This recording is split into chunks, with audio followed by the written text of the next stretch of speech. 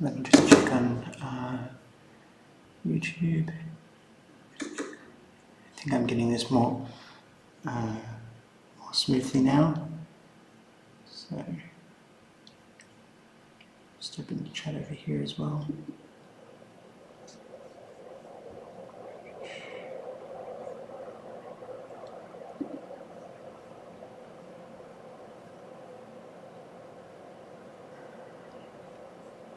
Cool.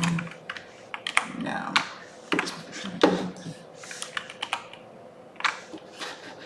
chat up on my screen as well.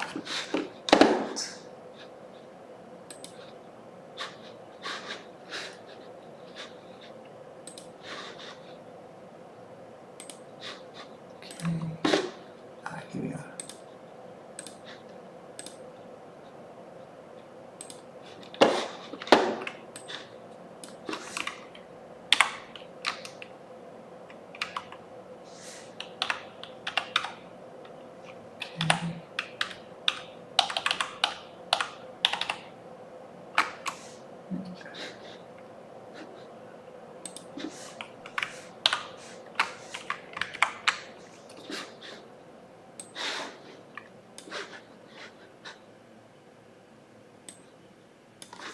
Okay, I think we're good here.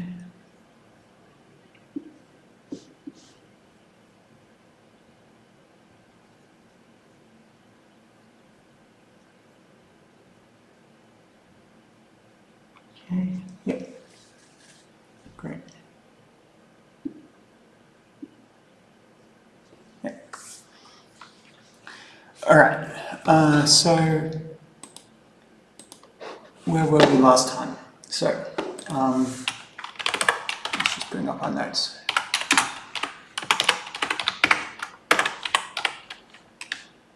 All right. What we've been doing so far is designing this, looking at how we would redesign SpaCy so that the machine learning pipelines run natively off PyTorch, and this should allow us to support better training workflows, so we can use external training tools, and it'll simplify a lot of the complexity around the library and set us up better going forward. The machine learning stuff in SpaCy was designed 10 years ago, and now the trade-offs that were made then are no longer ideal. So there's downsides to moving to PyTorch, but overall I think it's better. So far we've made good progress with the design in the previous streams. Now we're up to this issue around serialization and exactly how the models will be saved out and loaded. So the next step here is actually to look at some things in the config in detail, and because what we want to do concretely is not have this separate initialize step, so that when you define a model in PyTorch, it's able to handle its initialization in its constructor, because this is more commonly the convention in PyTorch models. It's not how we do things in SpaCy and Think at the moment, but we've got to adjust if we're going to support PyTorch well natively. So in order to actually support the initialization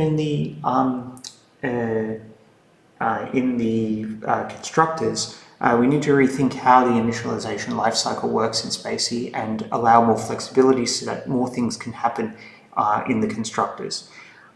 This means looking at the long-standing problem with the or a long-standing sort of wart with the configuration system that we have, Confection. So let me just switch over to a browser, and then because I think that'll be the best way to actually look at this. So, okay. All right. So now.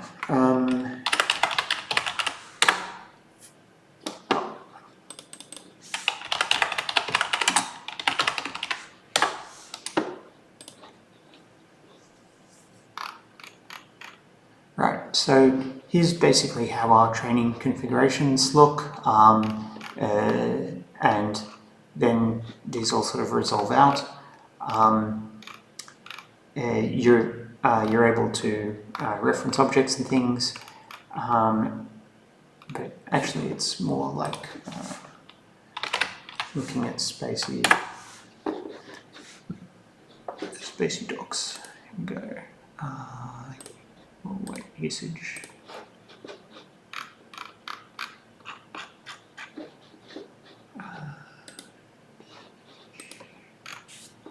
Never looked at the docs in this narrow review before. So training, configuration.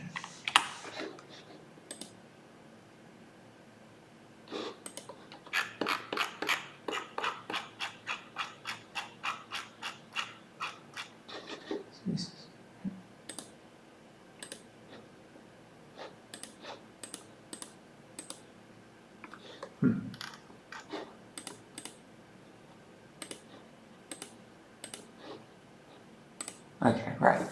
I see how this works. Okay. So now training models.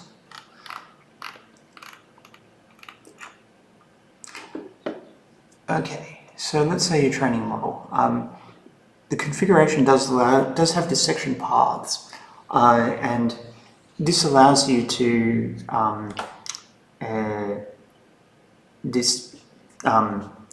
this is a convenient way to sort of note the training and development paths and stuff, like the locations of your resources.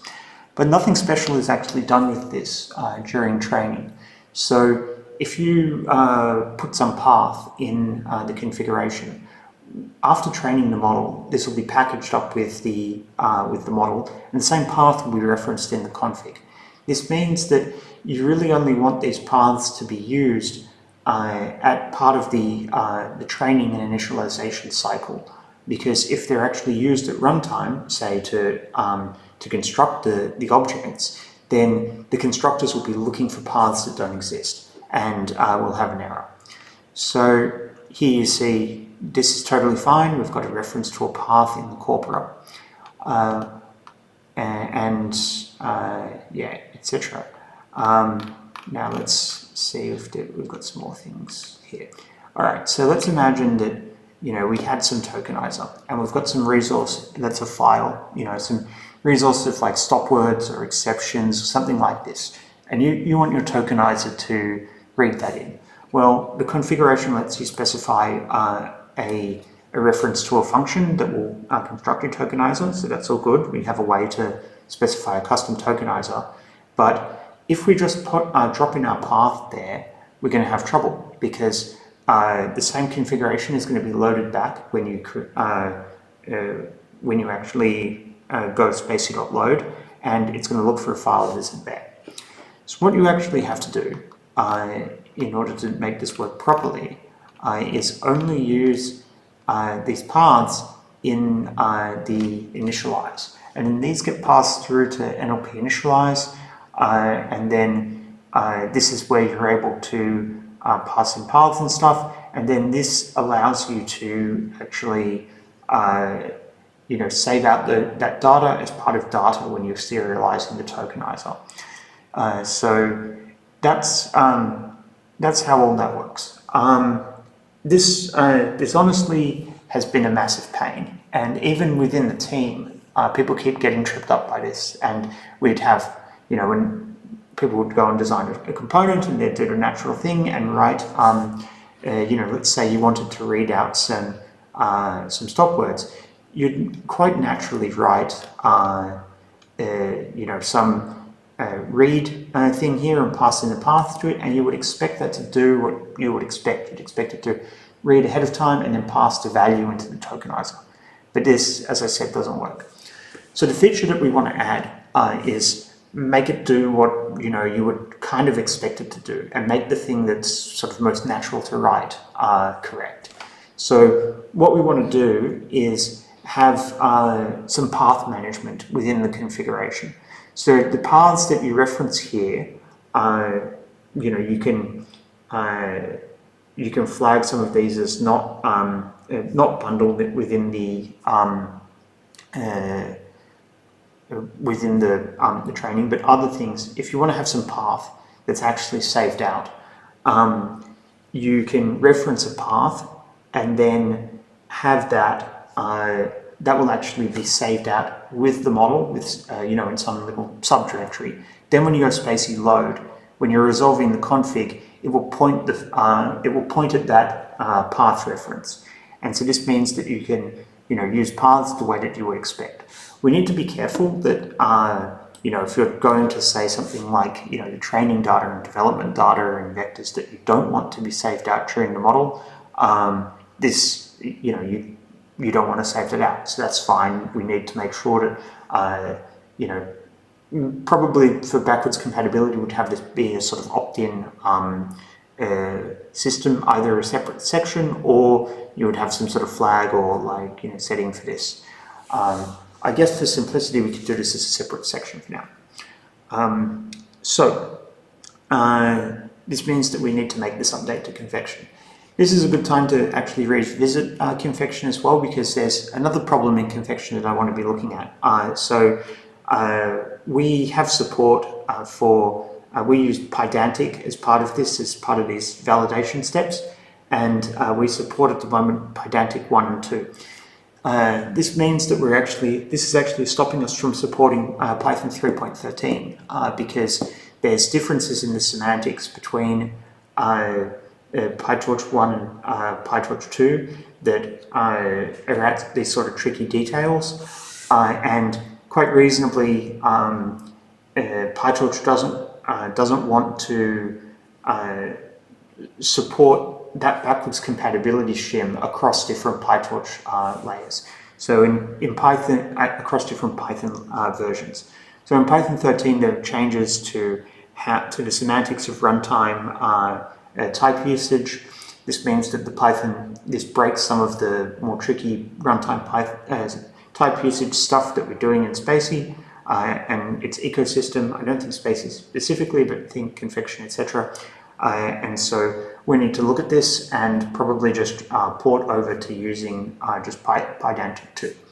So that's something that I'll look at first, and hopefully this will get me back into the code base and be a good it's just one of the maintenance tasks that needs to be done anyway. So let's get started.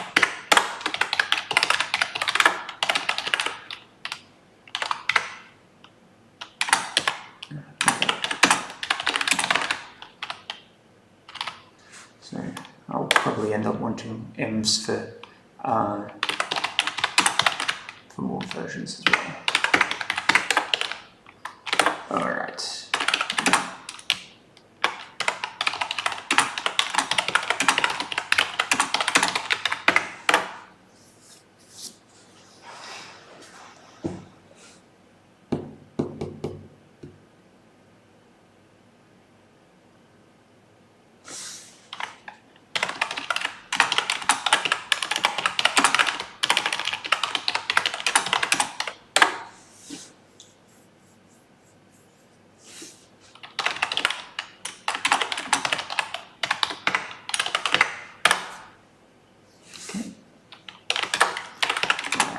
Let's check what we actually have as tests here.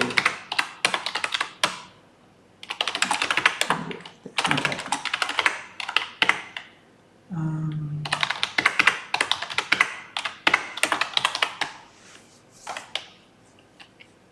Yeah, cool. So this is the sort of stuff that we're going to be fixing up. We're going to be fixing up this Pydantic V1 things. So the simplest thing to do here is actually just to remove these compatibility shims entirely, and then just update the pin to only support Pydantic 2. So that's one clear way of doing this.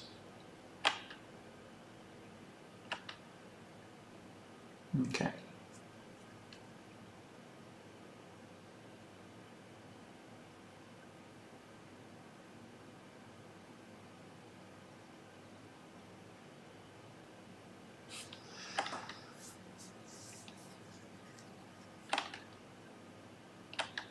Pretty sweet tests. I think. Yeah.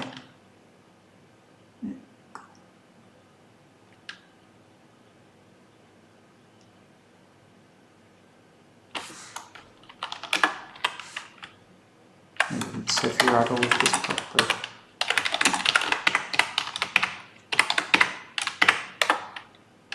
Oh no, okay. Raphael did a bunch of this.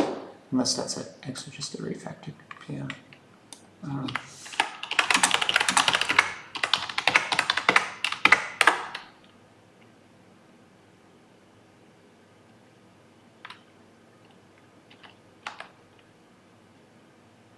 Okay.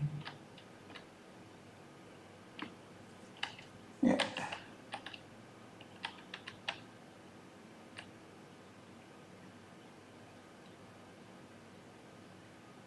Well, good job here. The tests are really good. Cool.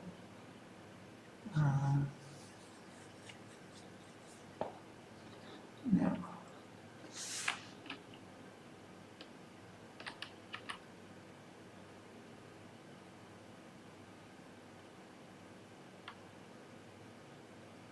Actually, maybe the tests actually predate all of this and come from things, so who knows? Anyway, it's not important.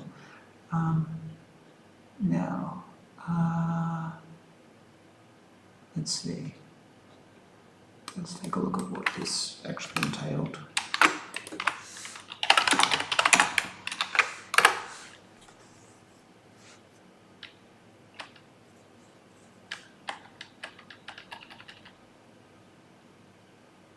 Okay.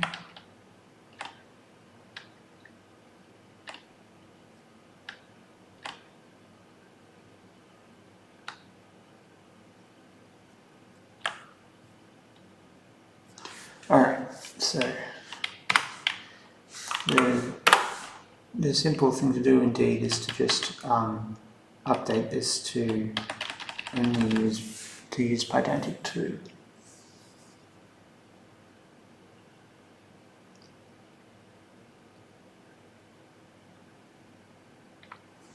Okay.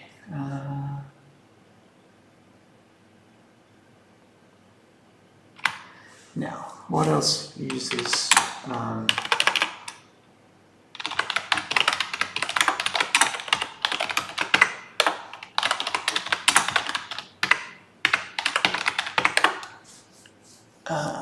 let's see. Otherwise,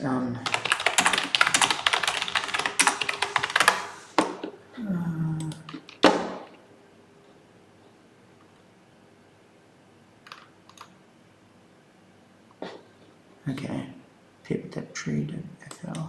Alright.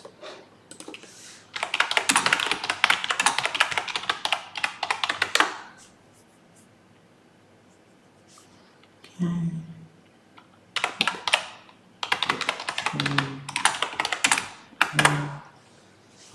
Alright, so what we want to see here is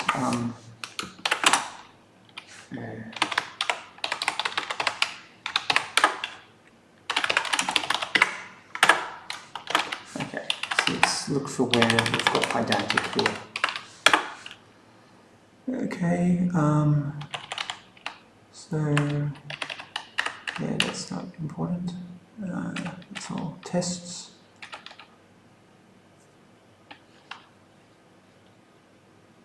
Okay, so it is Pydantic. We're using Pydantic under think, so we've got to look at how that works as well, and then we're using it in Confection, and then we use it in Weasel as well. Okay, so let's look at all of these.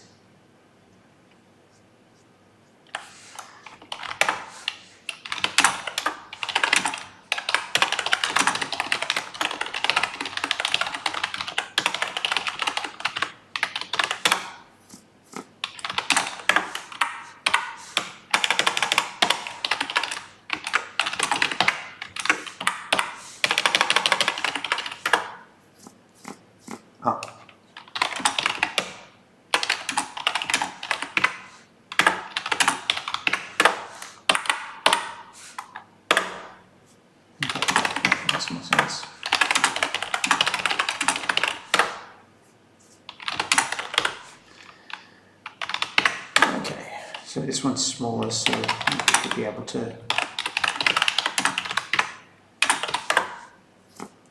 skin this. Okay.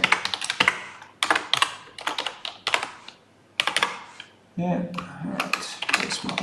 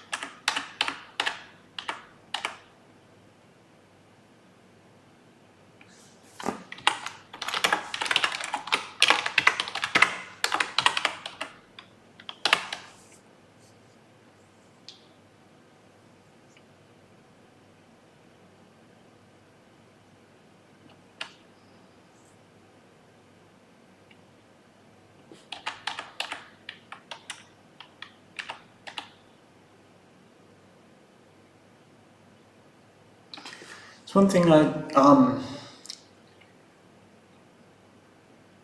I do have in the back of my mind as well is, what if we did the validation a different way instead of using Pydantic? So there's this other library typeguard that I've used before. So I wanted to look at this briefly because this, it's a pretty lightweight approach, and this would allow us to avoid these dependency problems as well.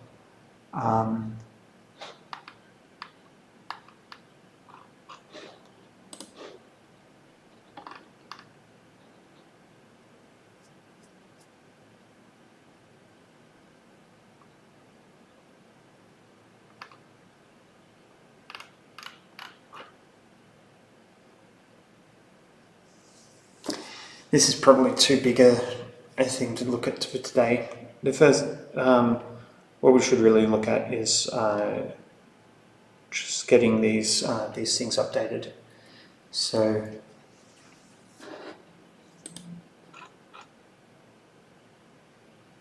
yeah, all right.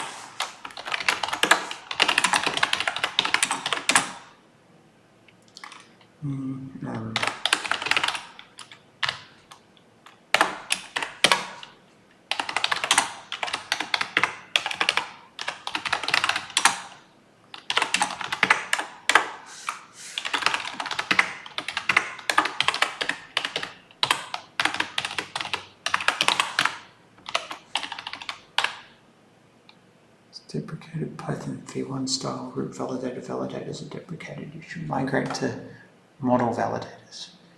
Okay, let's look into this.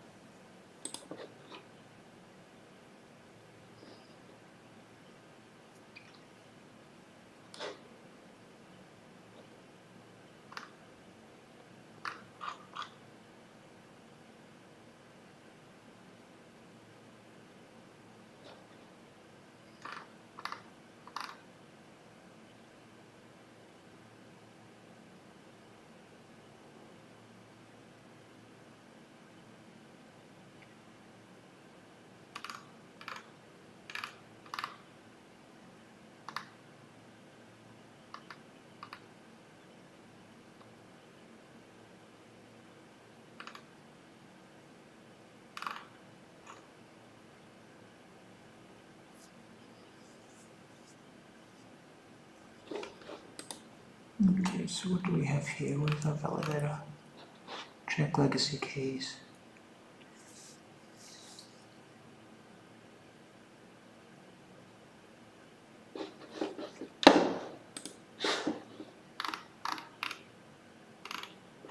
Alright, let's look at the migration guide.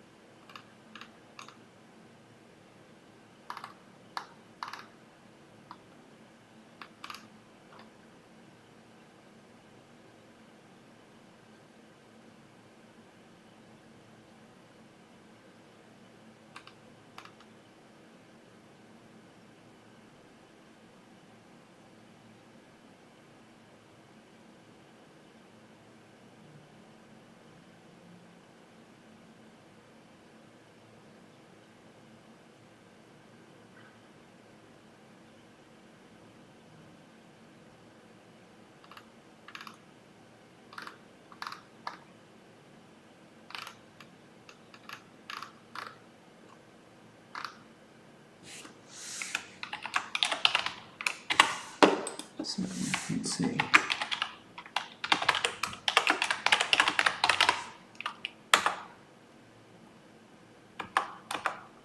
Okay.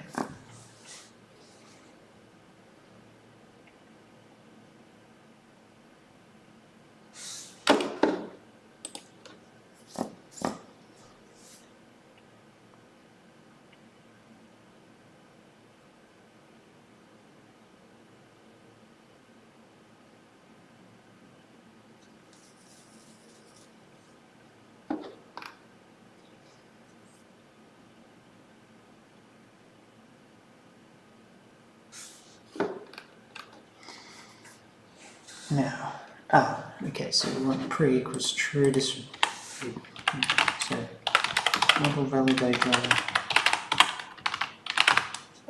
bang.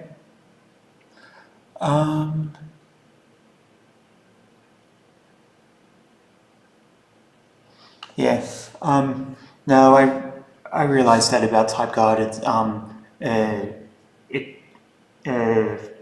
it's better to go with the more established library and just stick with Pydantic, and it's also less work. Regarding co-reference resolution, we did a bunch of work on co-reference resolution. There's co-reference resolution in the experimental, in the SpaCy experimental. I'd like at some point to circle back around and train a co-reference model, but I don't have any timeline on when we might do that, and there's a lot of other tasks in between. Okay, so model validator, and then we'll go mode equals before.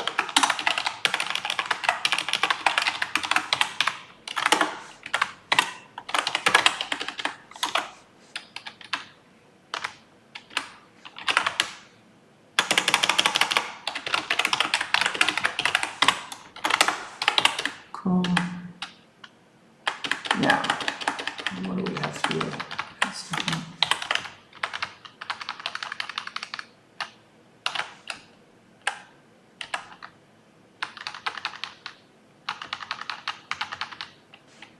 Yeah, okay.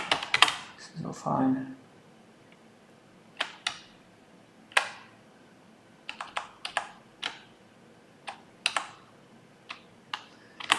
Cool. All right.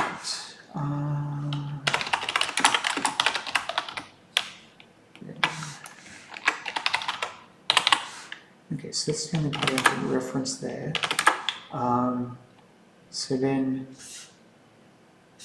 let's just check it's imported from schemas as well.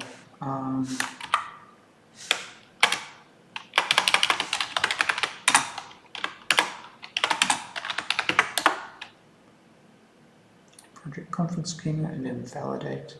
Yeah, okay. So while we're at this, let's also use the screens.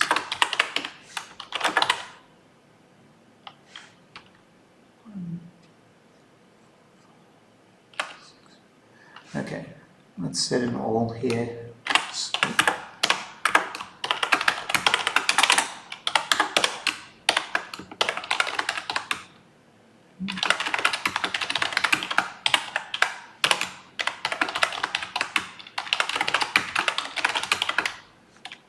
Hopefully this will give us a type error if something was importing.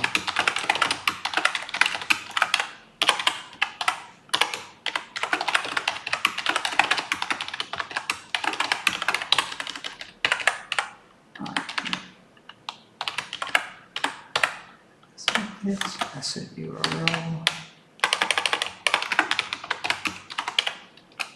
No. Asset get item.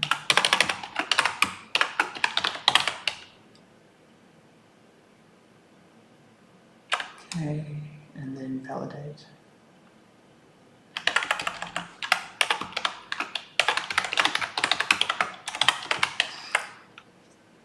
Okay, so then this config style, this also is deprecated. So according to the docs, we were supposed to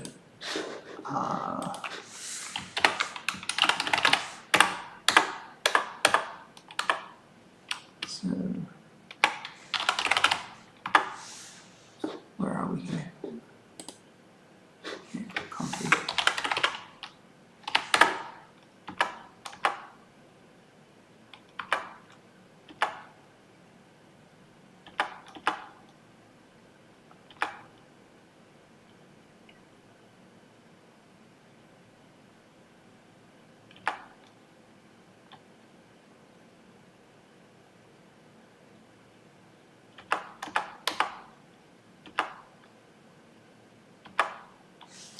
Should set the class attribute called model config to be a dict with the key value pairs you want to be used as a config. Alright, that's clear enough. So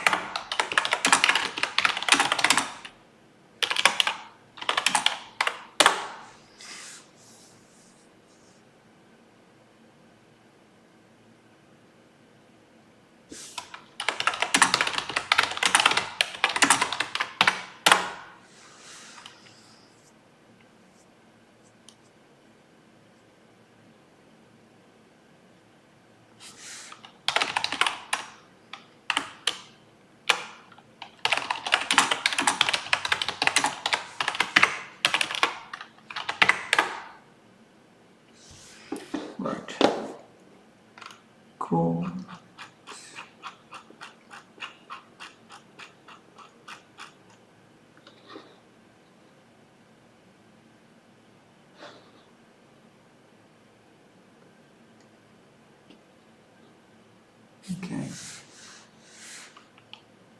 Remix.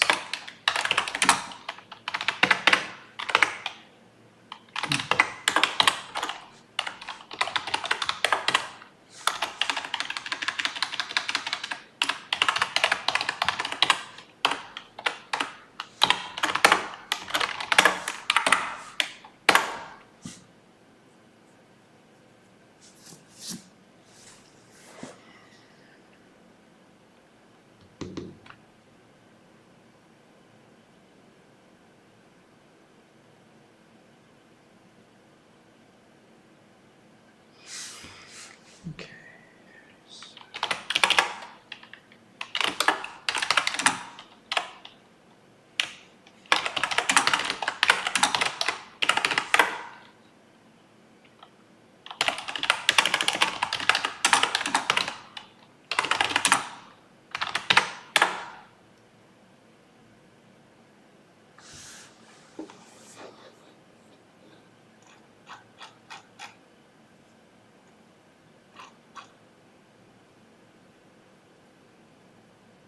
Yeah, okay. I mean,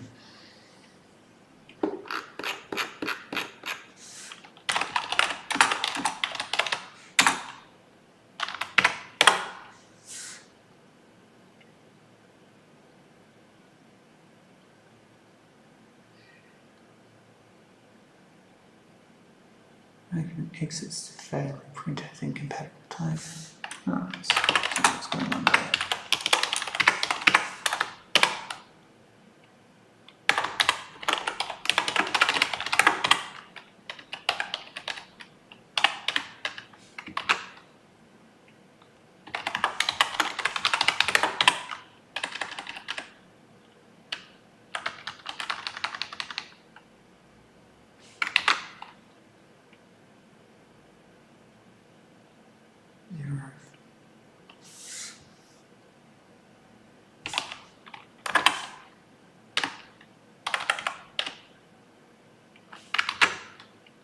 Oh, that's just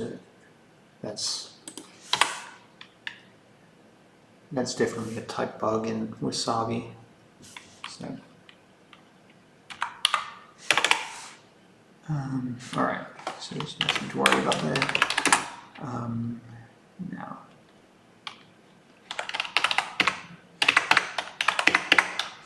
let's just. So presumably we'll have some test where we're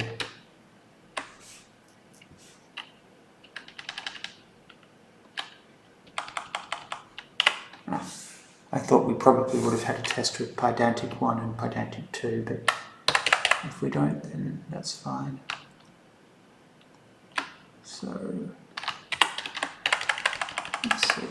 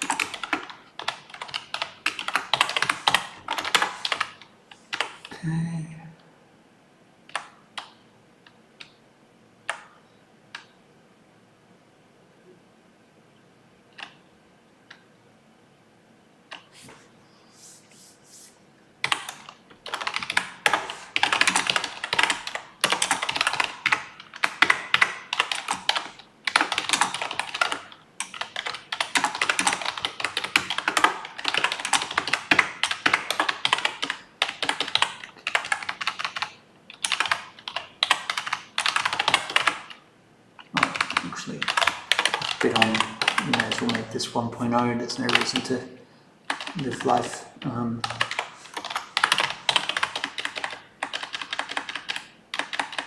Okay, so this will end up being, there'll be a whole thing with this, with getting this dependency tree right. We're going to have to get Confection updated. This will end up being, we may as well make that 1.0 as well, and then let's see. So 1.0.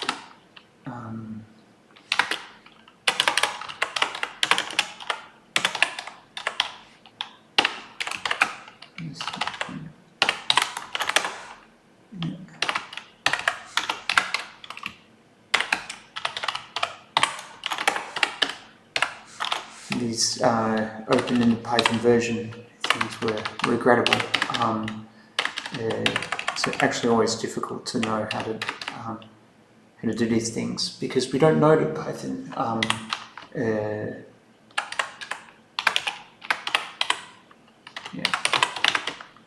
we don't know whether Python 3.14 will break us or not, and if we leave it open, then the problem that you get is when you release a subsequent version, the pip install will say, I'm not compatible with the with this version, but that old one was, and so you end up always installing these old versions that were just like the last version to not pin its dependency. It's kind of no good solution to this. I'll leave it unpinned just because that's what we had it before, and the problem that the advantage that you gain doesn't really go up because you're still going to install some older version regardless. Okay, so let's see. I'm going to update it to Pydantic 2. We've told it. We're updating here.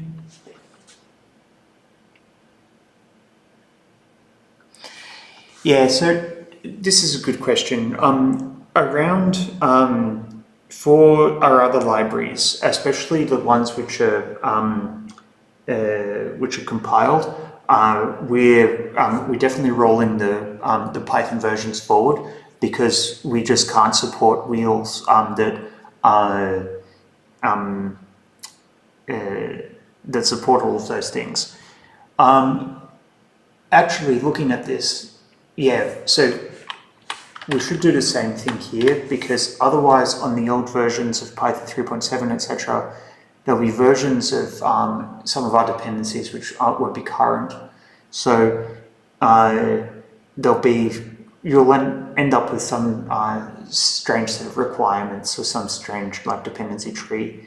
So probably it's better to just update the pin to the Python requires path 3.9 as well. We also won't be testing on the older versions, so we may as well do it this way.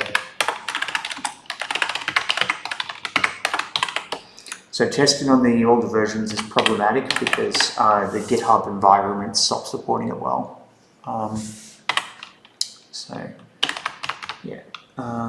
Let's see. We'll do this as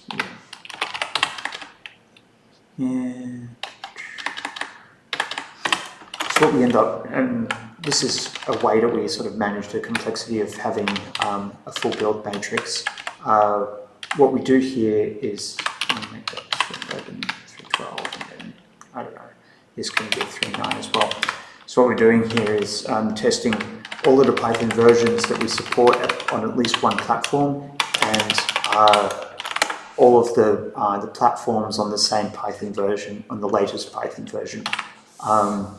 We're not testing a full matrix of versions and OSs because it gets to be too much.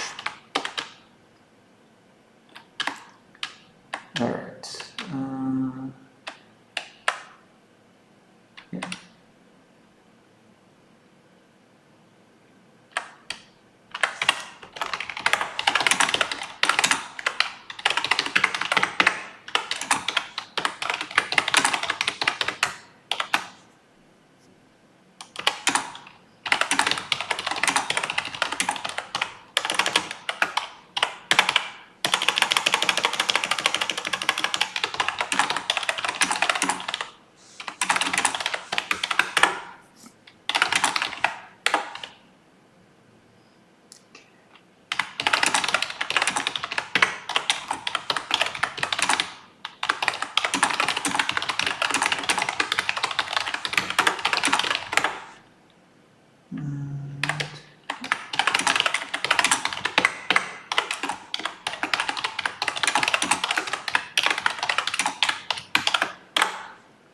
All right. Let's test locally again.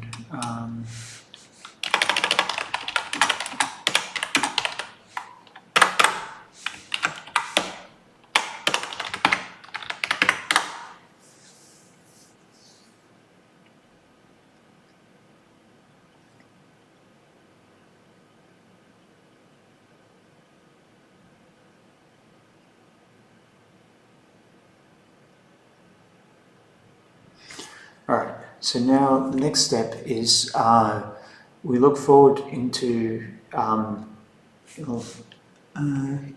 think. Actually, let me just look at these tests which are scripts.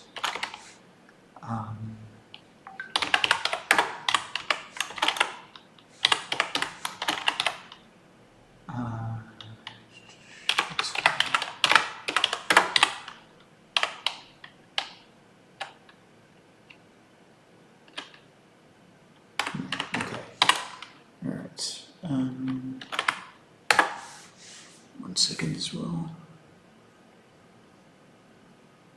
Yeah. All right.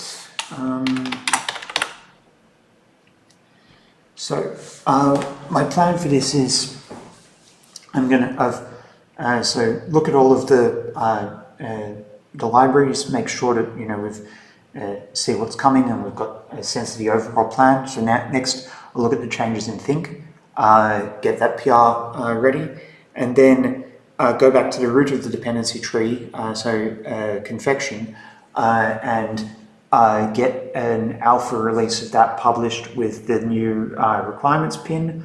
Then we can release an alpha of Weasel that uses the Confection, uses our Confection alpha, then get do the same with think, and basically be able to have an alpha version which uses all of the requirements that we want.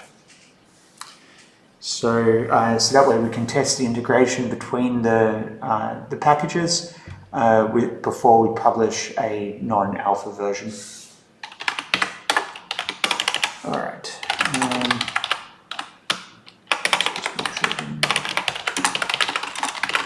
And we pull.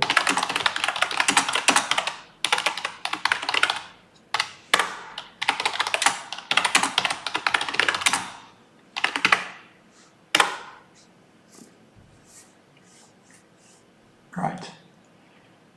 Okay, so we're in util and types.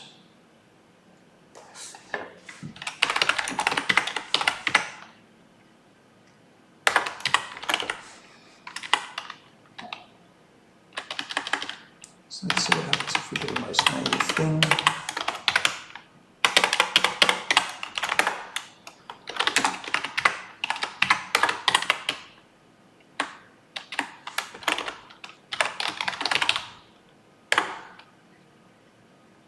Okay.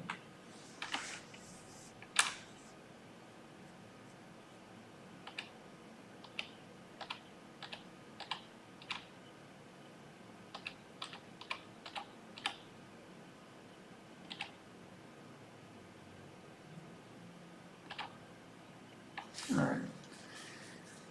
So let's see, get validators. Should be replaced with get Pydantic course schema. Okay. Let's see whether there's any semantic changes with that.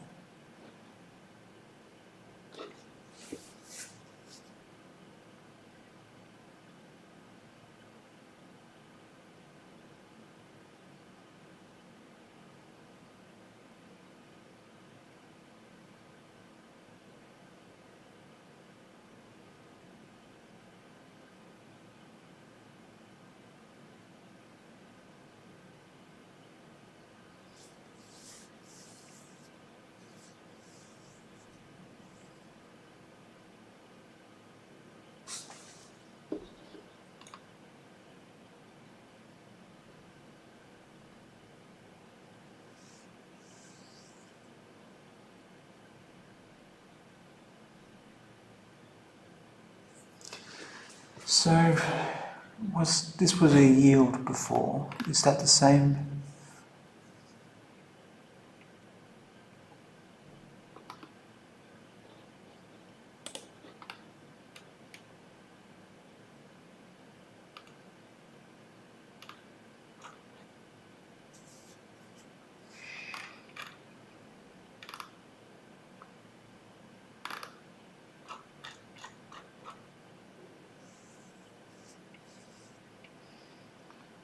Okay. Any handler, get course schema handler.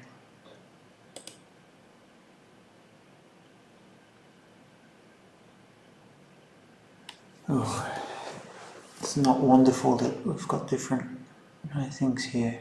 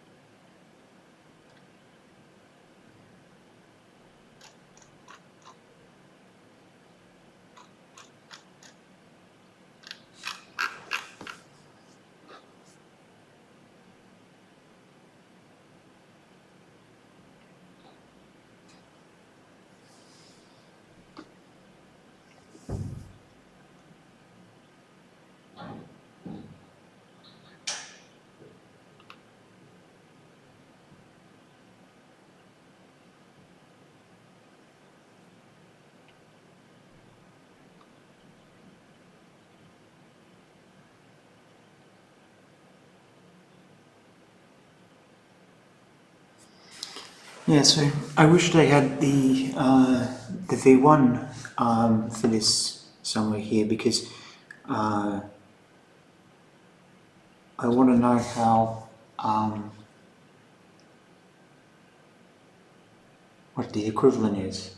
So course schema, no info after validator function, and then handler, I guess, is the thing that we're okay. No, that's passed as an argument.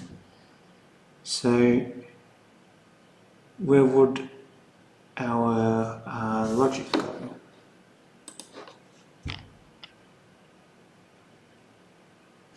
Alright, so let's look up the docs for V1.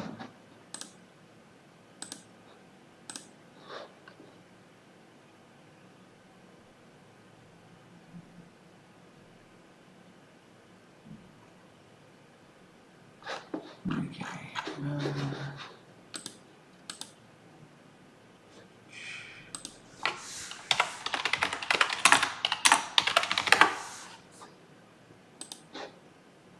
Okay, great. So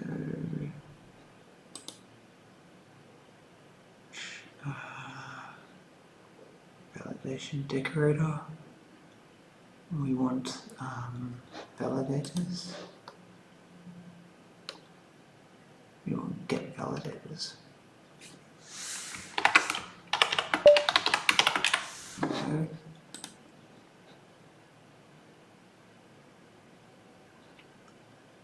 Is this it? No.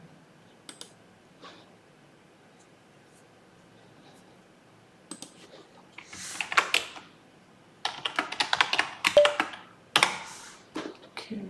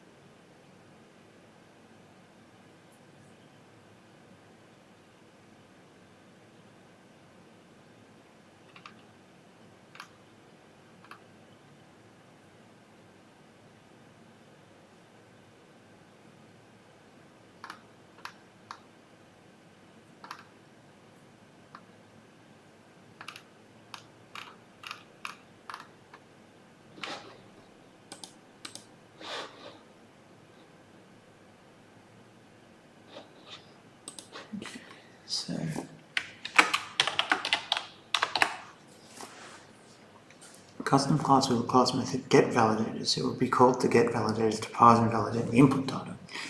Validators have the same semantics as validators. One or more validators may be yielded. we called in order to validate the input. Each validator receives as an input the value returned from the previous validator. So that makes sense to me.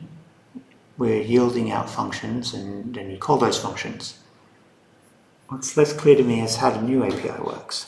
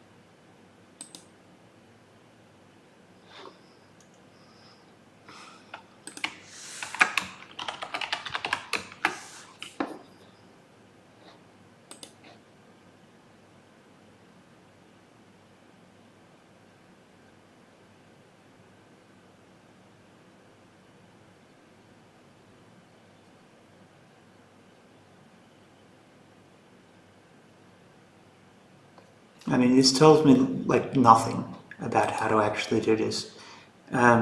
There's no example here of actually, providing, using my own validator, because this function here, core schema.noInfo after validator function, that's like what am I actually validating here? So just type adapter username is equals ta.validate Python is instance. Okay.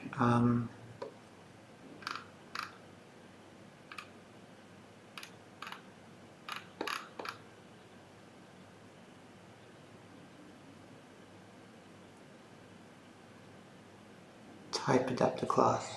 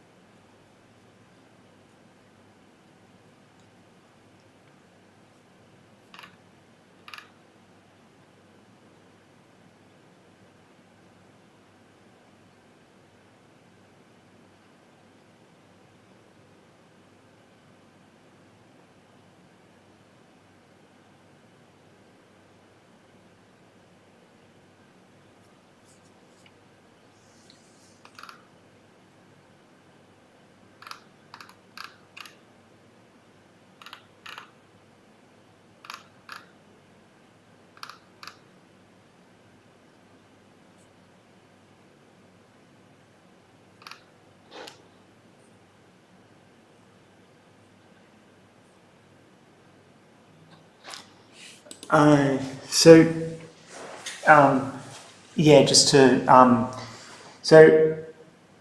what we're trying to do is change the way the model semantics are handled within SpaCy. So SpaCy, at the moment, there's a lot of coupling between, like the language pipeline actually takes over a lot of details of how the models are invoked and trained.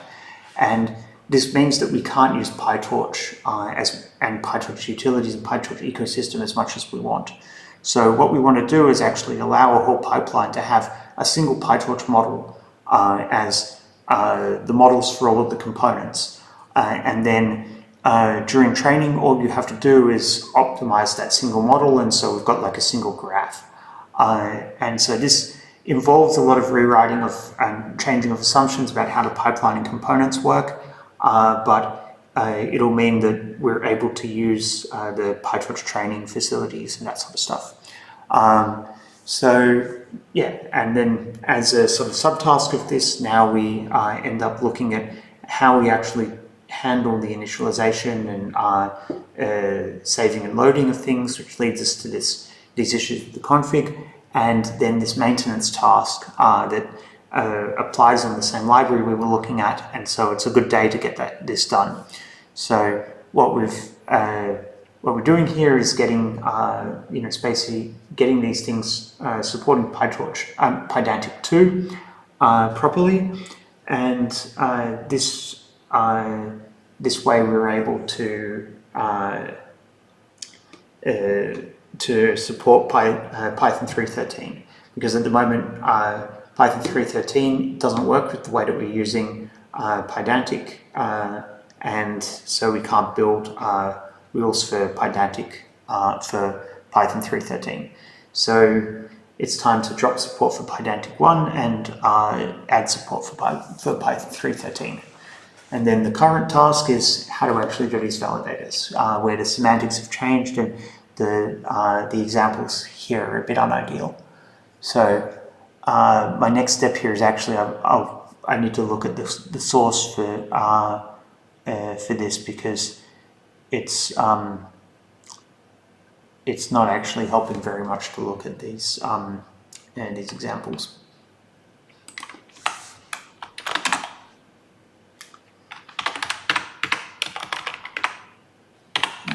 Where are we here?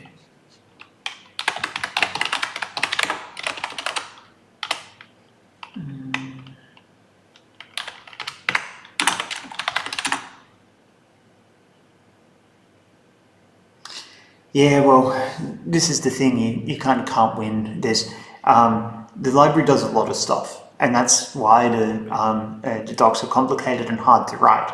So I sympathize with that, and this is the sort of thing which, you know, makes me wonder, like, oh, could we just use something like TypeGuard? But overall, I think that that's going to be worse, because, as you say, there's these the long-term maintenance of that is unclear.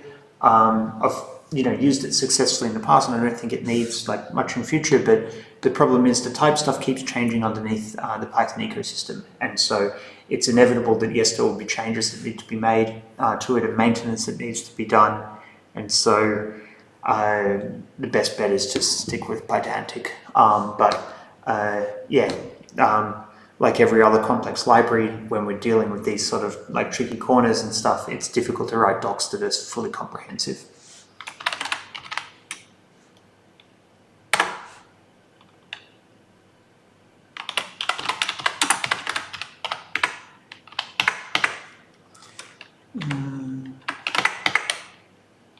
How do we?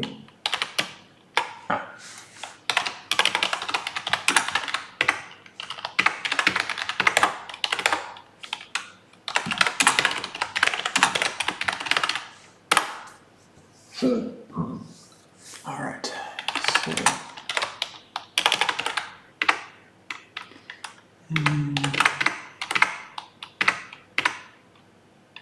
Pydantic 4, where are we in docs? Yeah, so we're looking for core schema.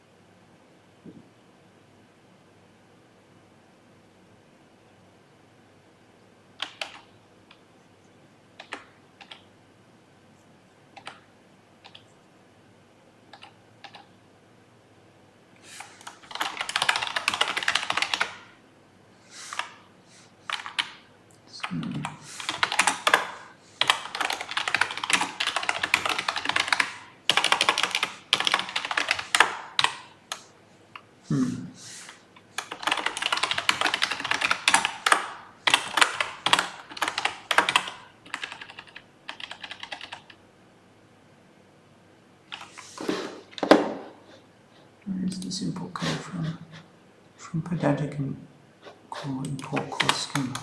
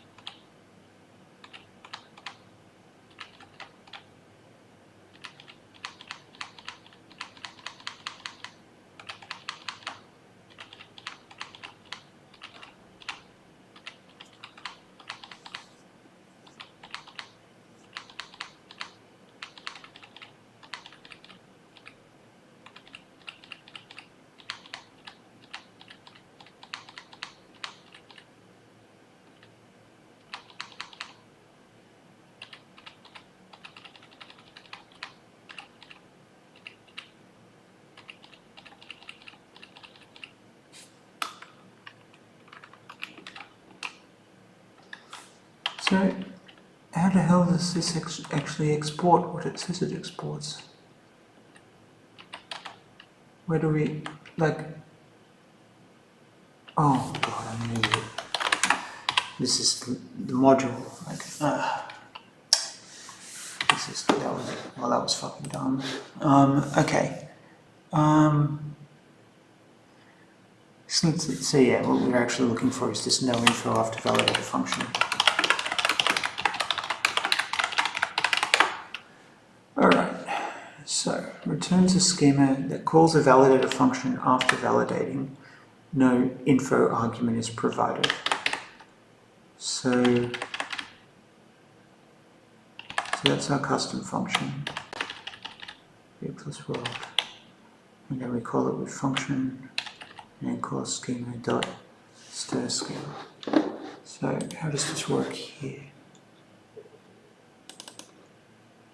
So why do they just call the class here? Is that like, oh.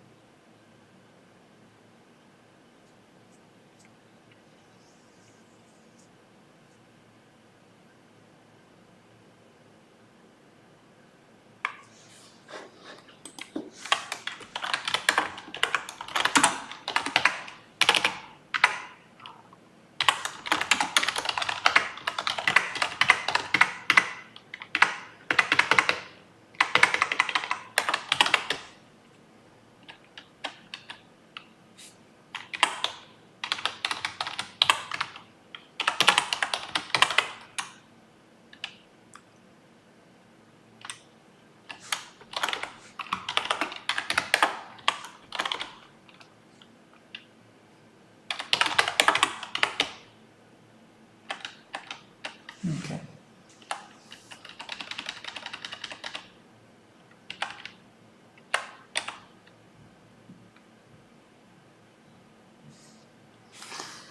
Alright, so I think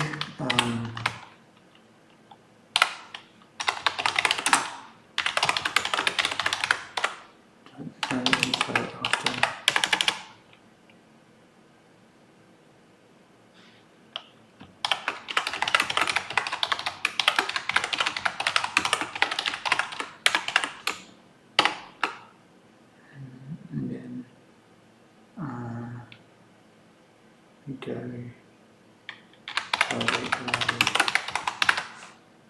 and schema.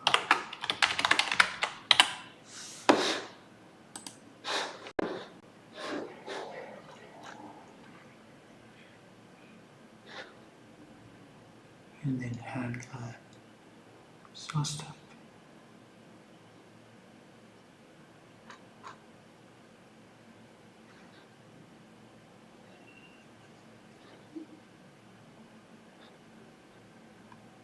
Okay.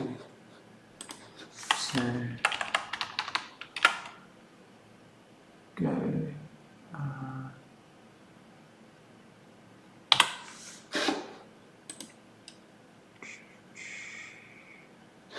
so we've got handler, source type any, and then handler.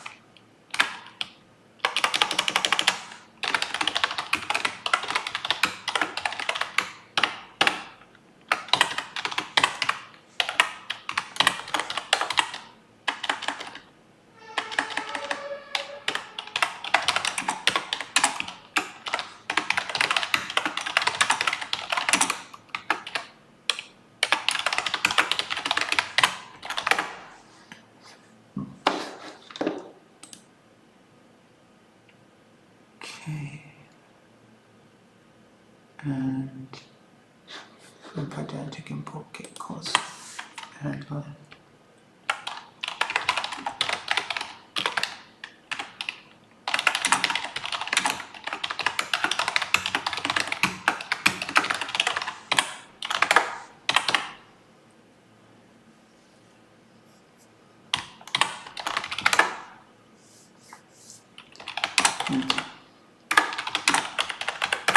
So let's say this is highly speculative at this point.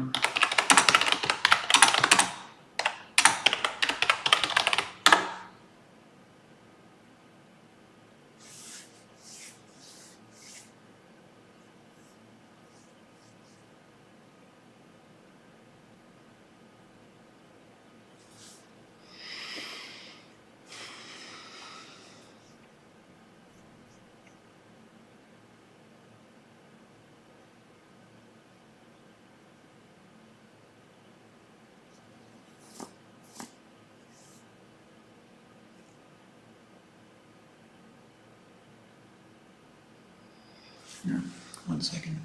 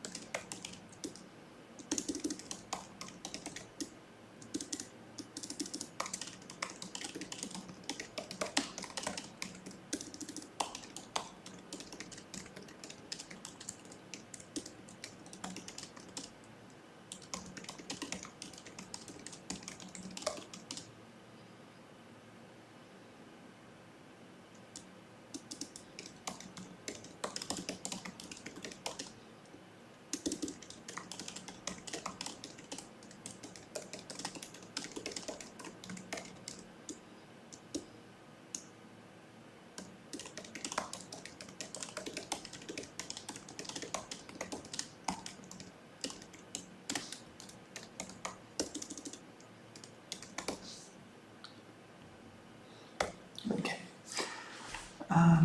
All right. So let's see.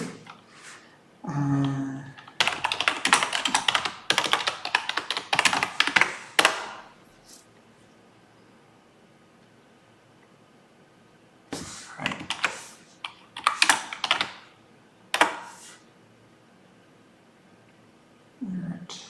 All right. Here we go. So think model. Update forward refs. Okay.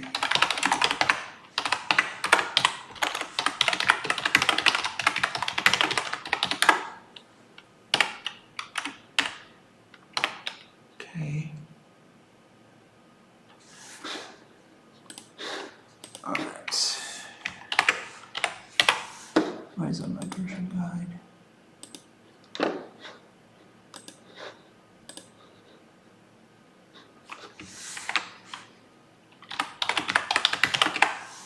Model rebuild. Okay. But do you do the same thing, model rebuild? That is the question.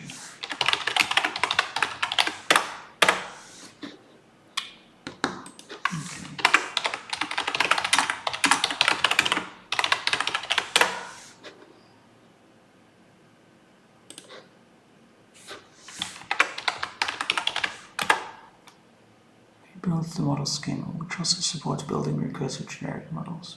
Okay. Alright.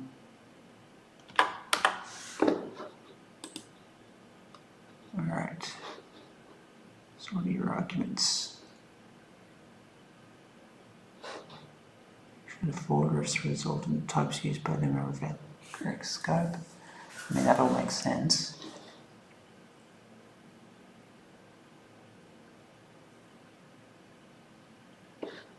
Not be resolved yet. So,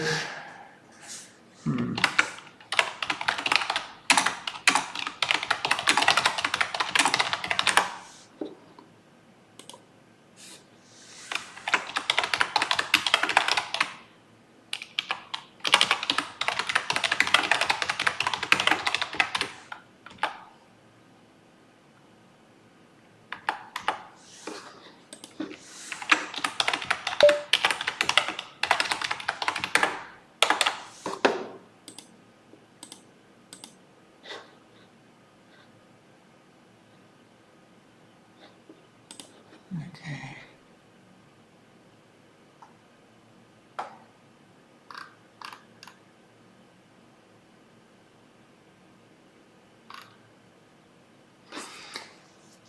All right, let's try to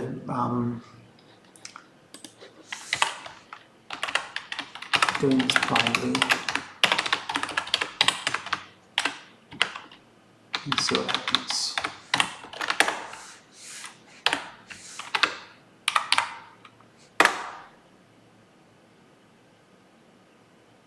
Okay.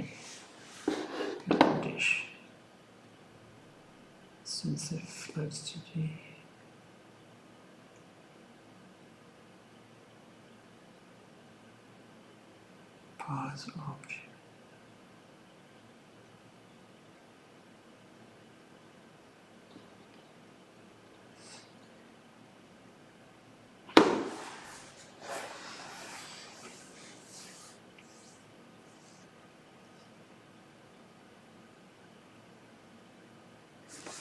Let's see what the parse object thing is. It's the same as it was.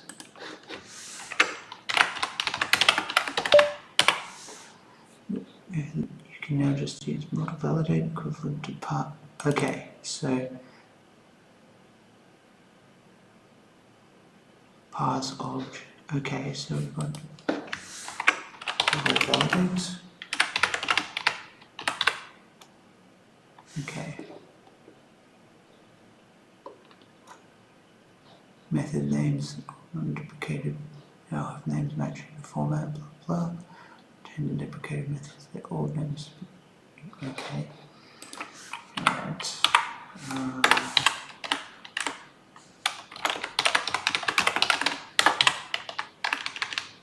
Okay.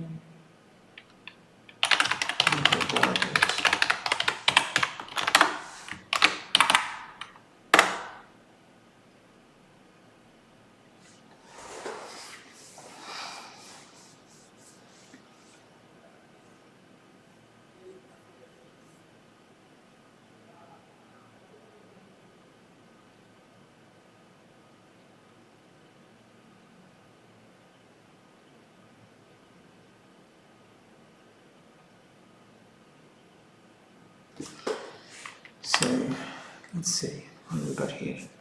This is, I don't understand this arrow format.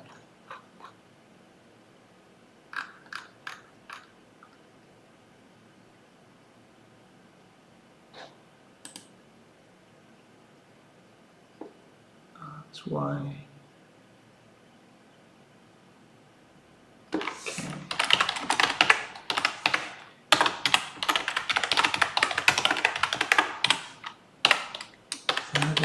The input and output of a forward function against the type annotations, if available, used in models that initialize with the input and output samples as they pass through the network. Okay, so we get our signature, we get our parameters, and then we get our annotate x, annotate y, then this sig args. So this must be being done wrong.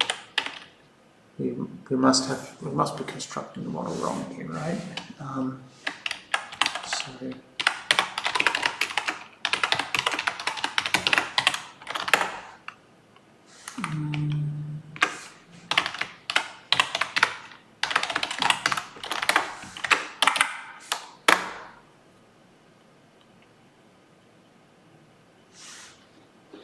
dish config. Okay, hub model config. X is that, and then we've got a tuple going from that, and then a callable, and then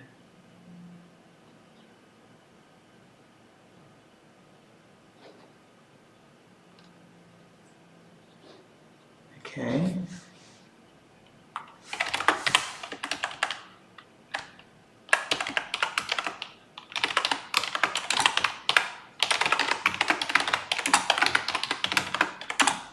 And then what do we actually get?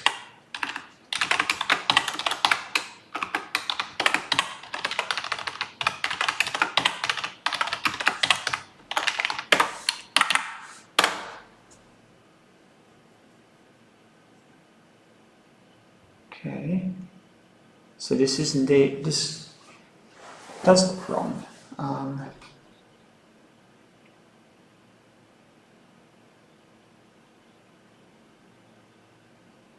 Okay, so according to our signature, we should have that, but we're passing in that.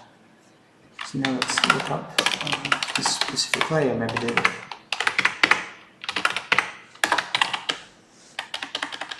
okay, for the model model from floats 2D to floats 2D. And yeah, that's correct.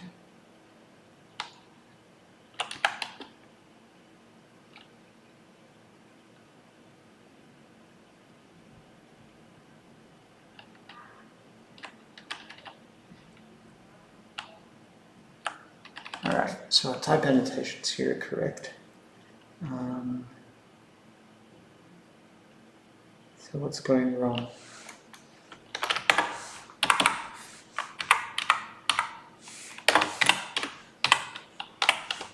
Okay.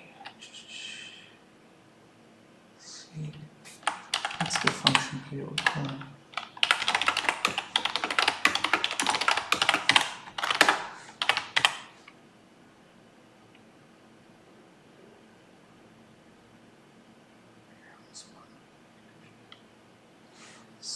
Return annotation.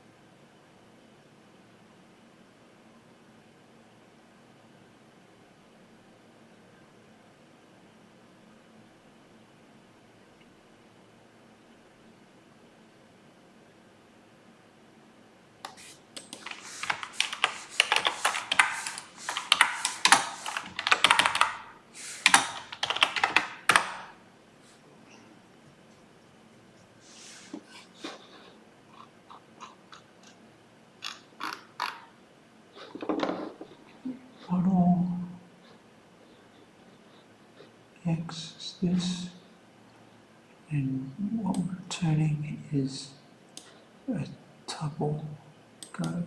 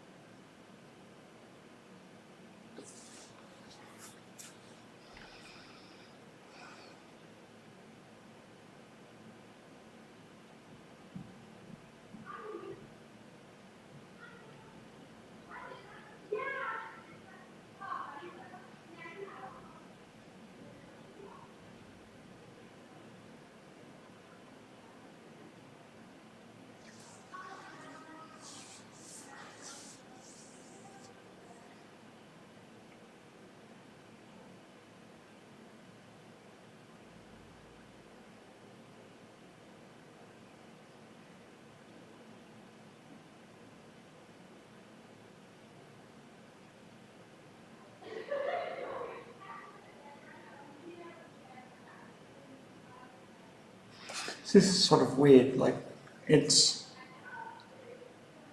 expecting that the function returns the actual value, right?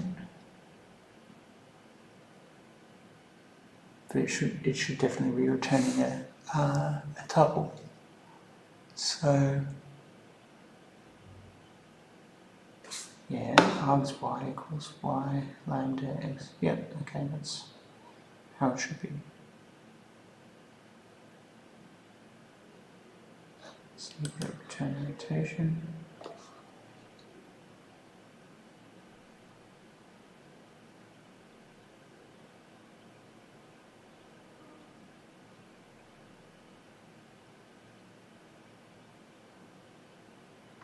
Okay, so it's this arg model config.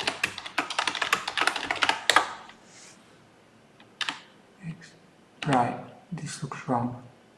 So this should be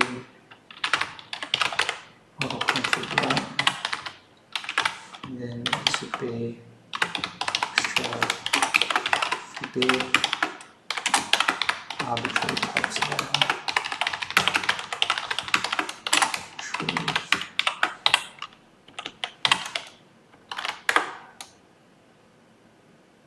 Let's see if this works.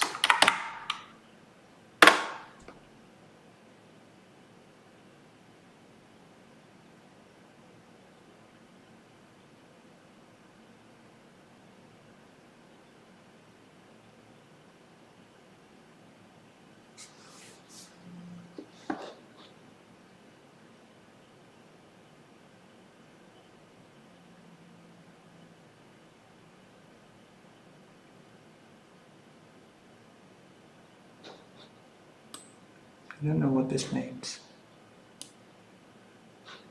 Like I don't know what this annotation is. Let's see. For instance, refers to the, and it shouldn't be the signature that we're telling it here is.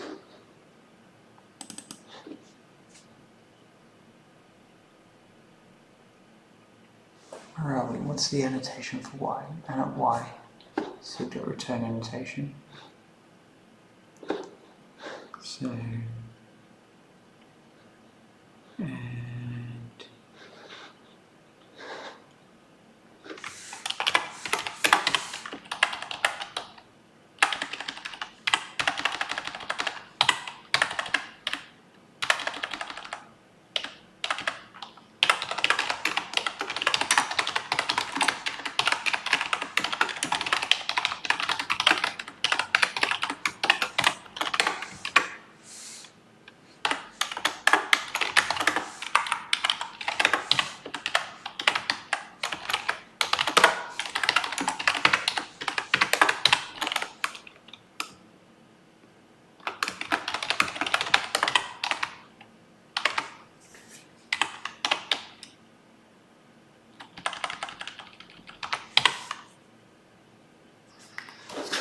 let's look at Pydantic create model.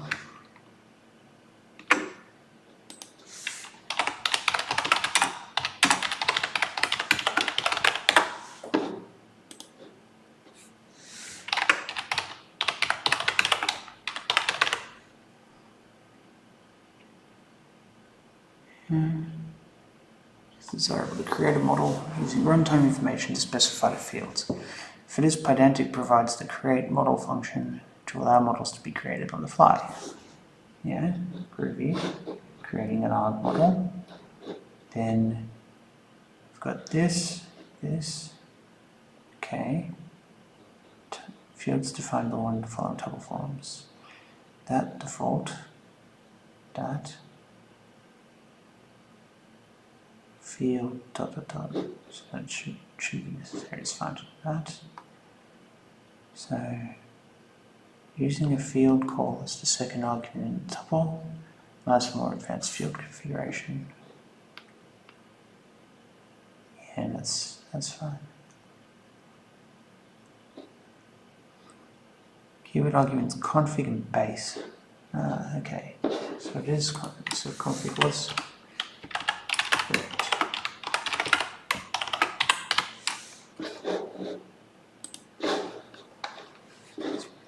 Use to customize the new model. Alright, and what do we do here?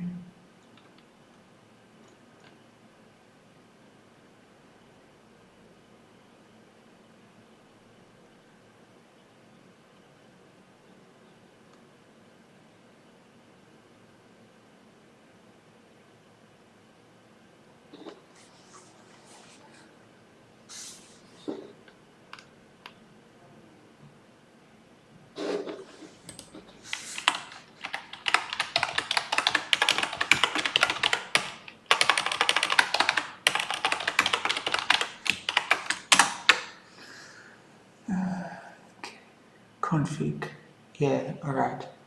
So I think what we needed is to keep the config name, but instead of passing a class like we did, we pass a dictionary. Let's hope that this works. Okay, so extra, forbid, arbitrary types allowed, true. No.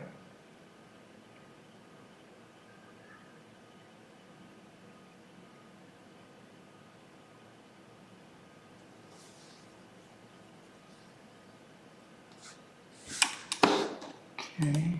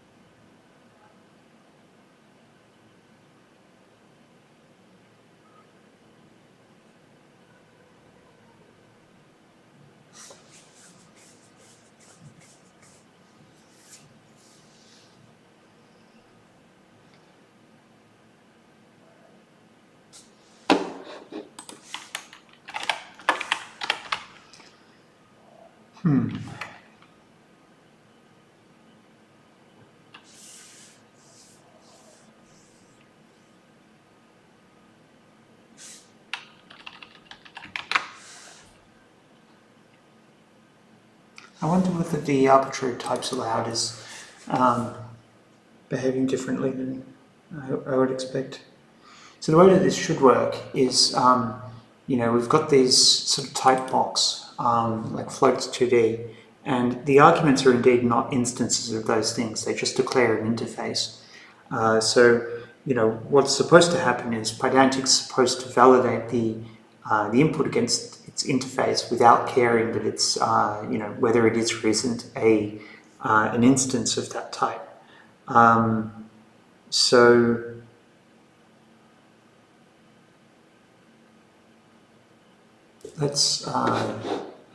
Let's see if this has changed to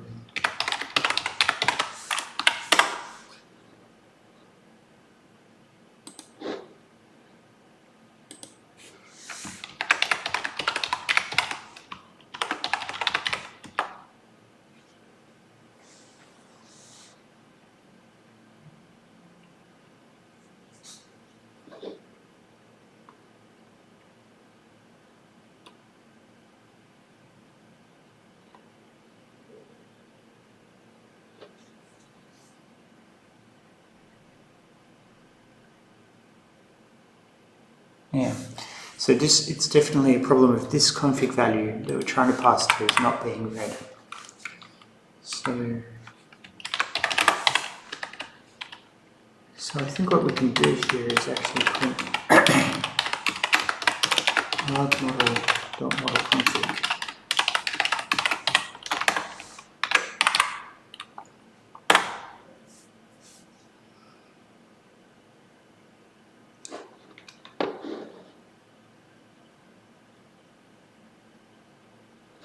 Extra forbid arbitrary types allowed. True.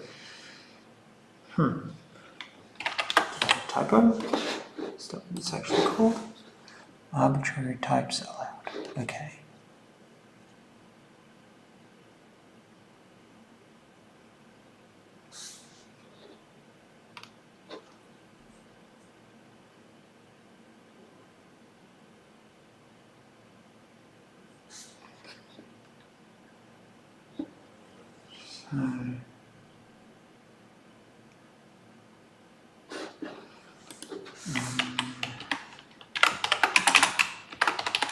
Model is equals x, y equals y.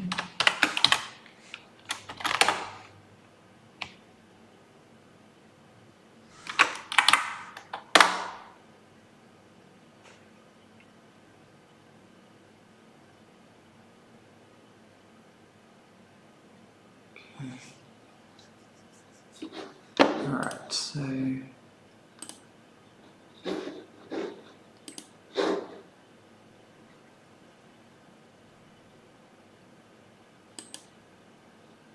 arbitrary types allowed. Why you not work?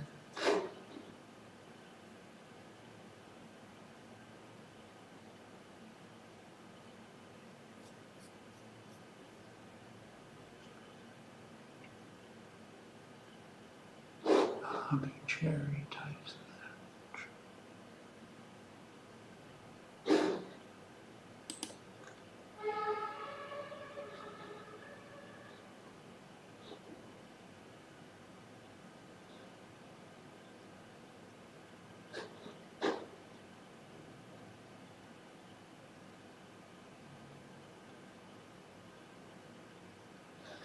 Should I import a config dit? Is that what I need to do?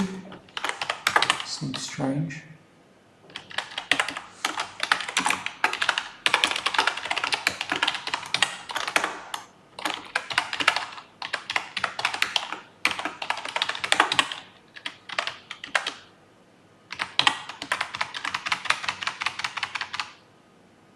Okay, so here we are.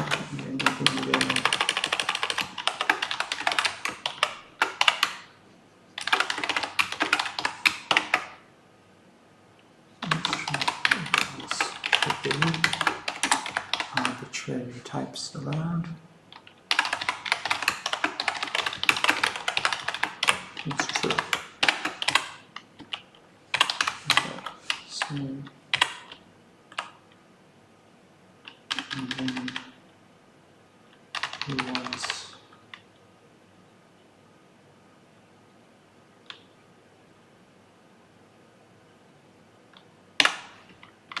equals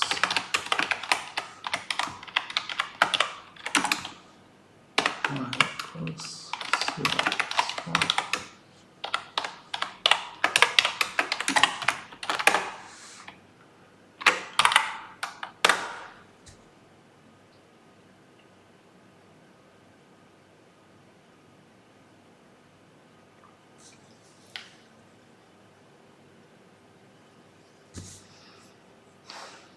Why you not work?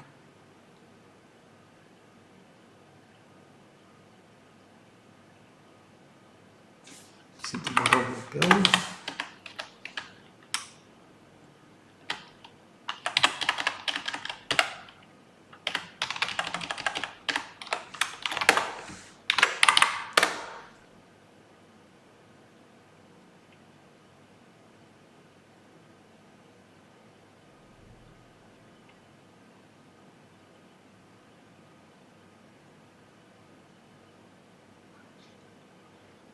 Let's today.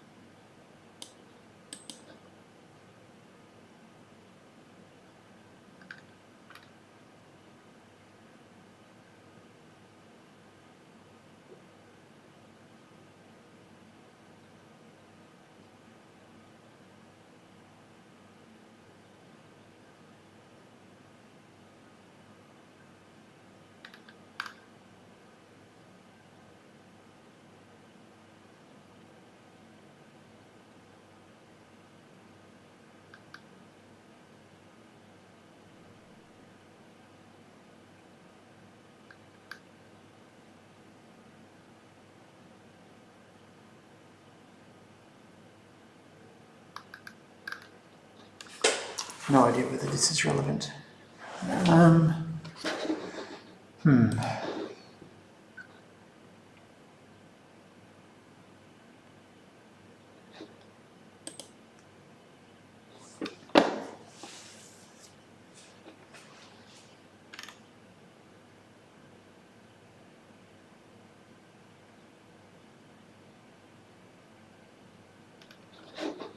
This is CPS stuff.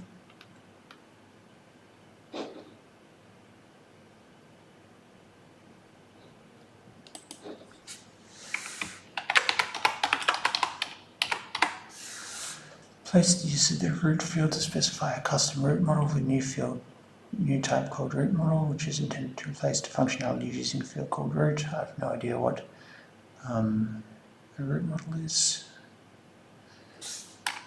Okay.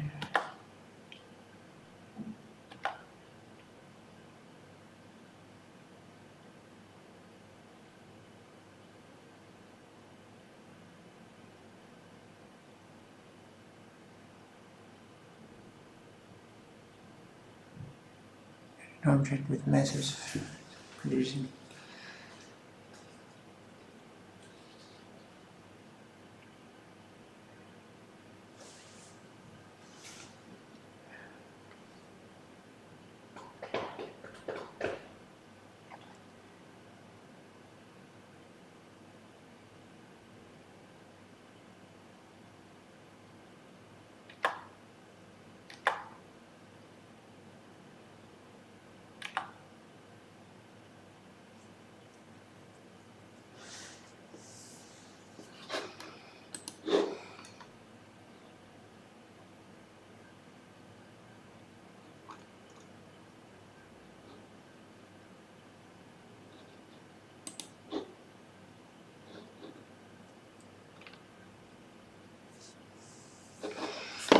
Alright, let's go digging.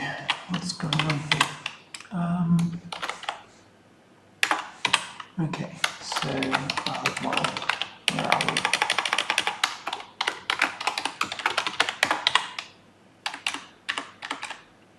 Okay, yeah, we're not create model. Okay, so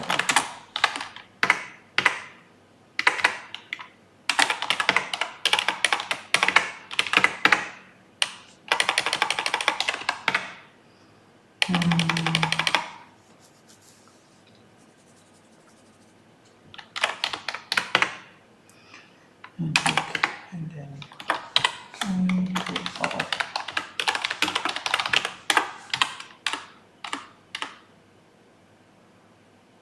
Ooh, what?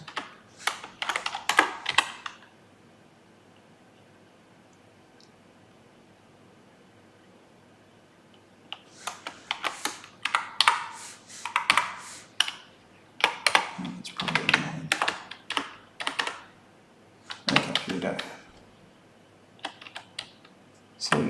there's our config. Dynamically creates and returns a new Pydantic model. Model name. Name of the newly created model. Config. Yep. Doc. Base module. Yeah. Okay.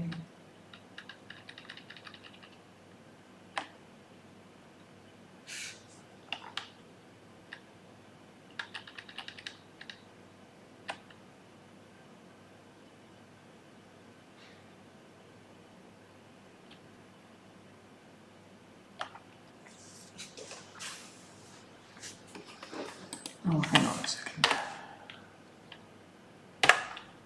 Okay, let's try this. This model. And then we will go let's see there. Marriage should be a couple. Next to the inequality. And then model config.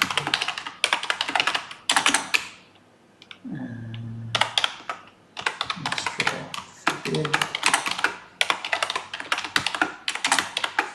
Arbitrary types allowed.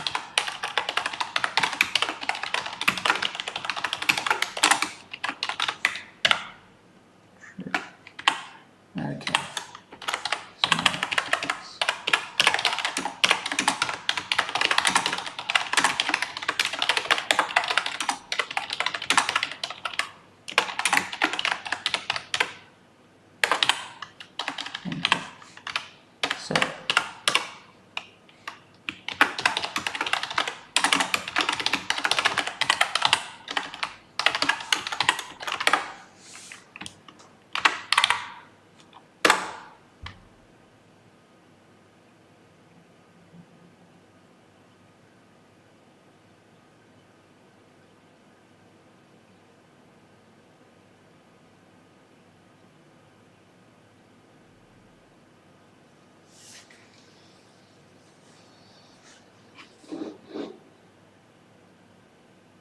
So this is still doesn't work the way that I would expect it to work.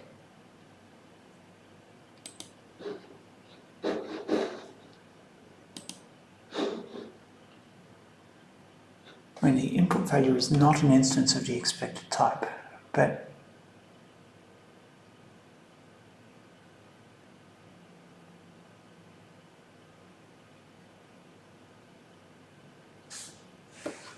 we're told that arbitrary types are allowed. Isn't that what it's supposed to do?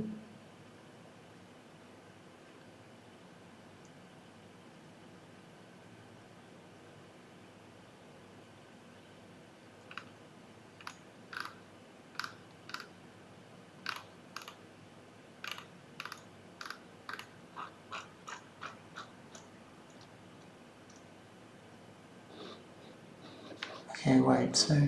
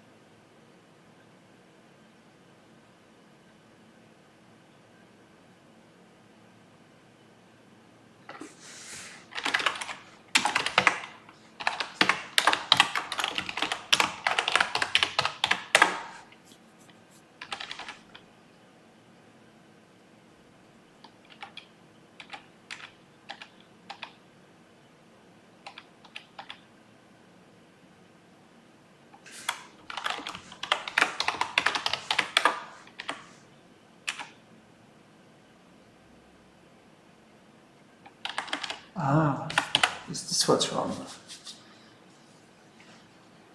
Okay. Now, how did this work again?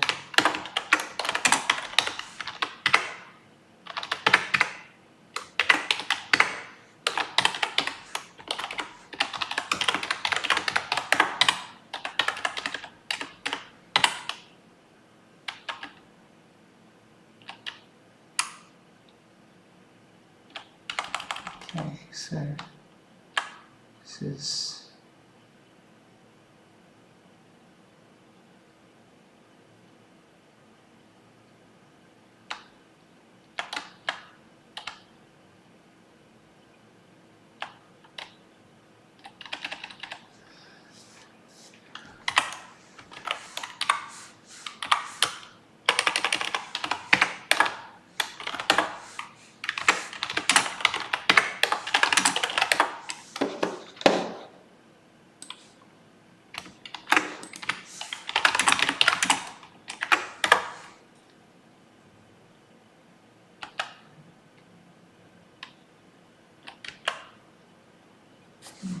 Confection.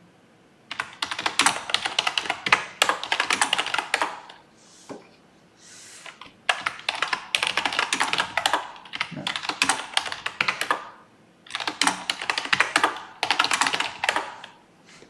Okay, so yeah, we need to do make that change.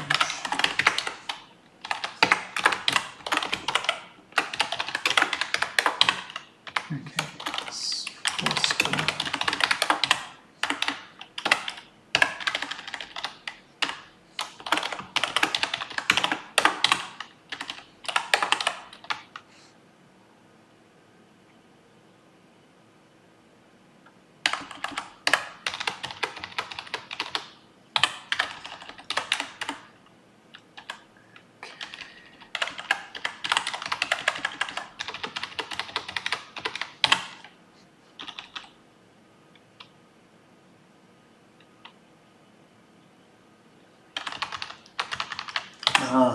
Okay, so this is, I think, what I'm doing wrong.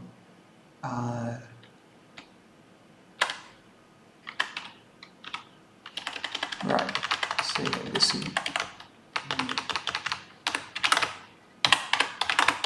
and the array,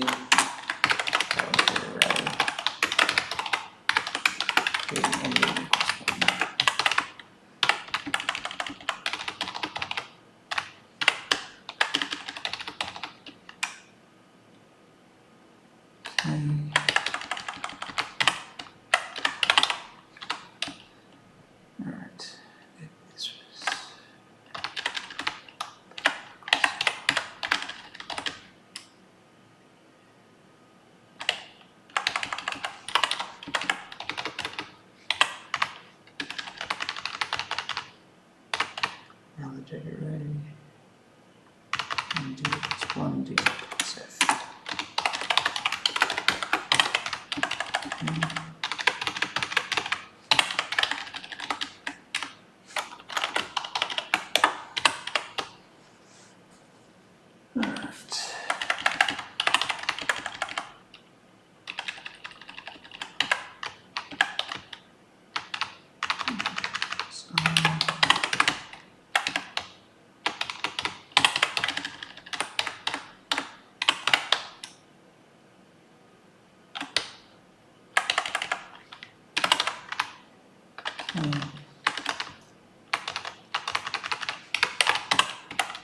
So yeah, I think I just haven't updated all of these validators, and that's why the validation check for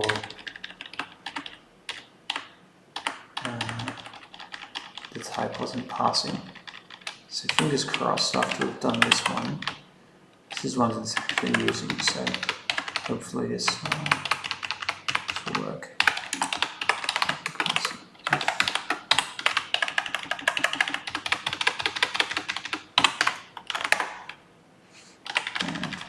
Do the last one.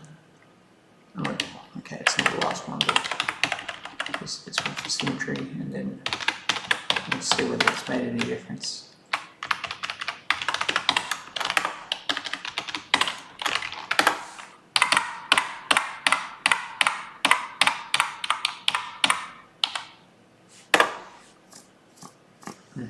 Okay, it has not.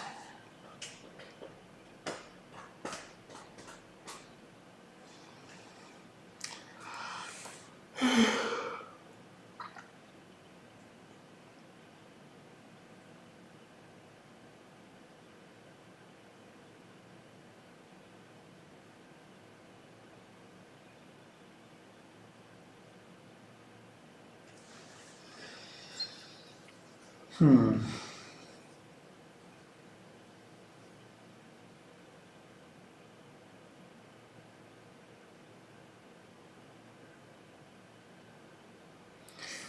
may have to deprecate this functionality and think for this alpha while we figure this out. It's only validation, so it's not going to cause any backwards compatibilities.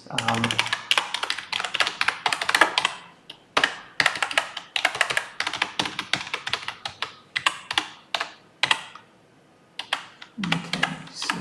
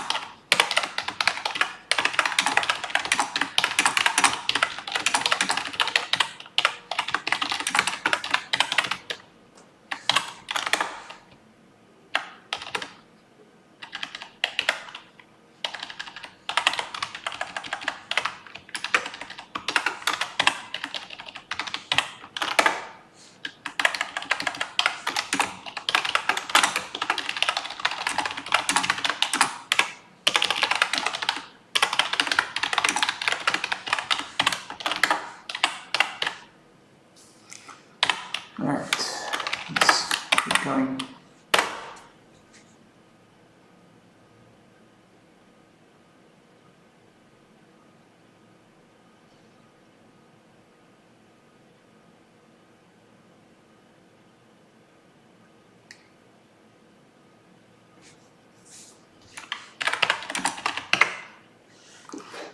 Where are we? Yeah, okay. More problems in our same function.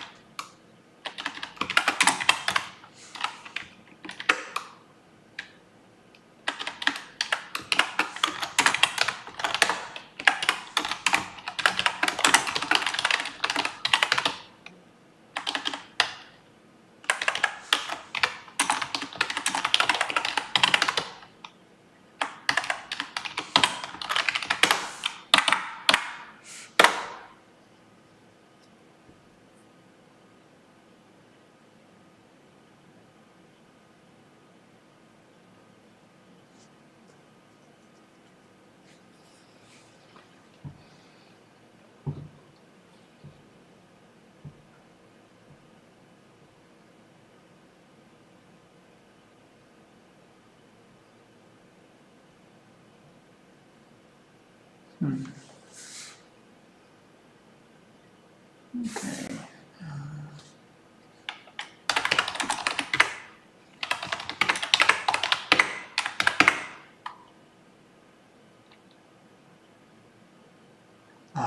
Yeah, okay.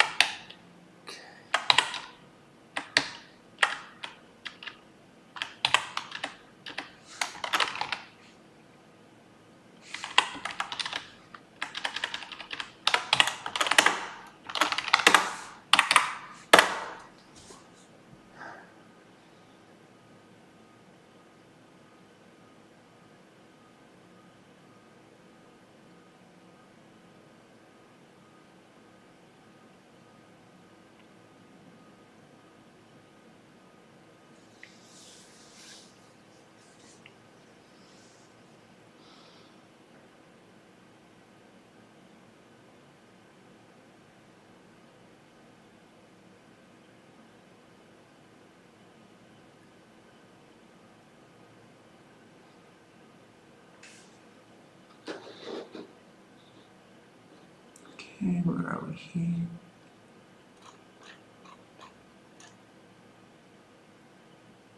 Test types, okay.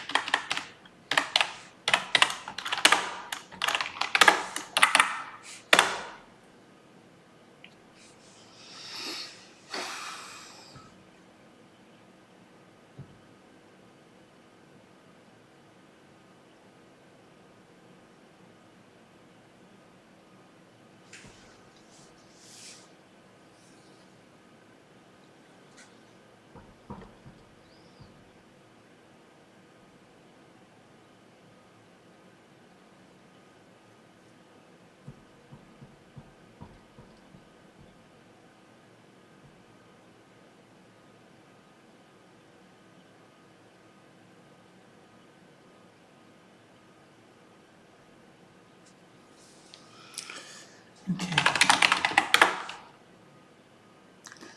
All right.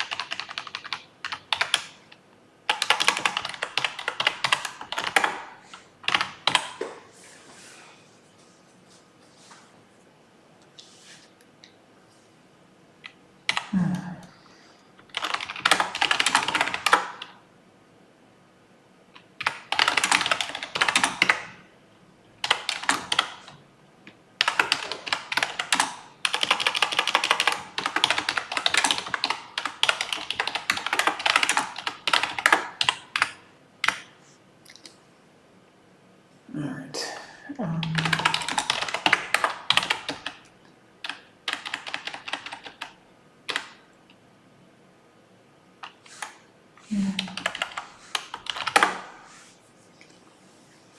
So, all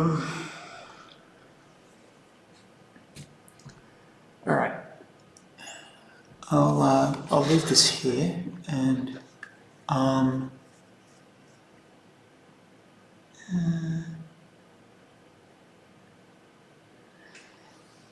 yeah, all right. So I'll leave this here. Post something on the Pydantic forums about exactly how this should work or like what I might be doing wrong, and then pick this up tomorrow and hopefully get these alphas out so that we can test the integration of the Pydantic 2 migration and then be able to build 313 wheels and support across the package ecosystem. So I won't do the packaging and releasing tomorrow on stream. It's like fairly tedious and there's a lot of waiting, so it's not exactly good stream activity.